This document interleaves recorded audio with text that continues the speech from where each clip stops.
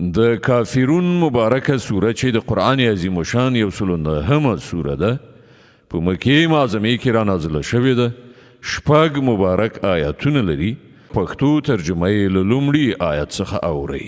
پناه وړم الله ته له شړل شوي شیطان څخه، د الله په نوم چې ډېر زیات مهربان پوره رحم لرونکی دی. وایه چې ای کافرانو، زه د هغو عبادت نه کوم چې تاسې عبادت کوئ، او نه تاسې د هغه عبادت کوونکي یاست چې زه عبادت کوم، او نه هم زه هیڅکله د هغو عبادت کوونکی یم چې تاسې عبادت کړی دی، او نه تاسې د هغه عبادت کوونکي یاست چې زه عبادت کوم. ستاسې لپاره ستاسې دین دی او زما لپاره زما دین. الله ستر رښتیا ویونکی دی.